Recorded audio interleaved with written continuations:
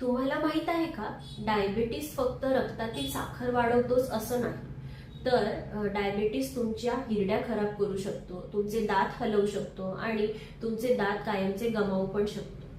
नमस्कार, मी डॉक्टर भाग्यश्री. तर आज आपण या व्हिडिओमध्ये बघणार आहोत डायबिटीस आणि तुमच्या तोंडातील आरोग्य यांचा खोल संबंध.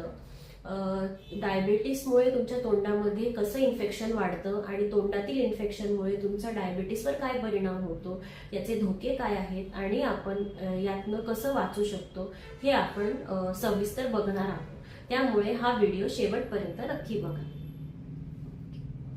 तर आता डायबिटीस म्हणजे काय, तर सोप्या भाषेत तुमच्या रक्तातील साखर वाढणे. तुमच्या रक्तात जर साखर वाढली तर तुमची इम्युनिटी कमी होते.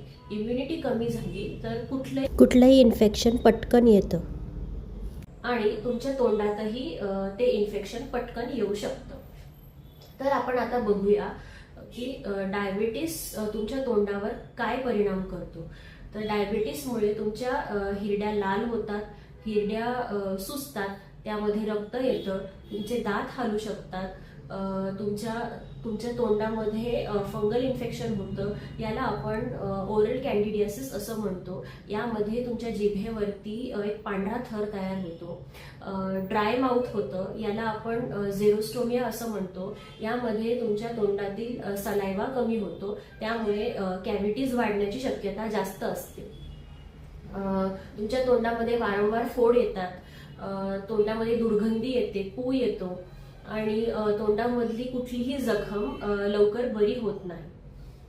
आता तोंडातील इन्फेक्शन डायबिटीस कसा वाढवतो हे आपण बघूया. तर तुमच्या तोंडामध्ये जर गम इन्फेक्शन झालेलं असेल तर त्यामध्ये बॅक्टेरिया वाढतात. तर ह्या बॅक्टेरिया तुमच्या ब्लडमध्ये शिरतात आणि त्यामुळे तुमचं इन्सुलिन नीट काम करत नाही आणि त्यामुळे तुमच्या ब्लडमधली शुगर आणखीन वाढते. सो डायबिटीस असलेल्या पेशंट्समध्ये जर गम डिसीजेस झालेले असतील तर तो डायबिटीस कंट्रोल करणं खूप अवघड जातं.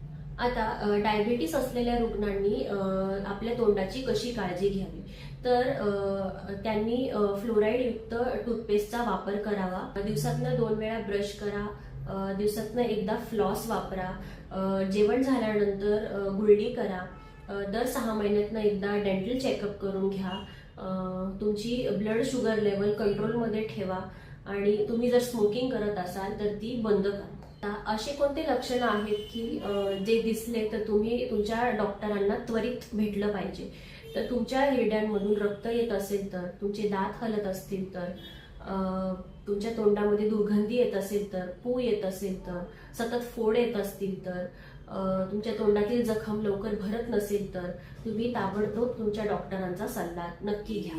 तर तुमची शुगर कंट्रोलमध्ये असेल आणि तुम्ही तुमच्या दातांची नीट काळजी घेतली तर तुमचे दात सुद्धा आयुष्यभर टिकू शकतात. तुम्हाला हा व्हिडिओ उपयुक्त वाटला असेल तर या व्हिडिओला लाईक करा, चॅनलला सबस्क्राईब करा आणि तुमच्या ओळखीतील प्रत्येक डायबेटिक पेशंट्सला हा व्हिडिओ नक्की शेअर करा. थँक्यू.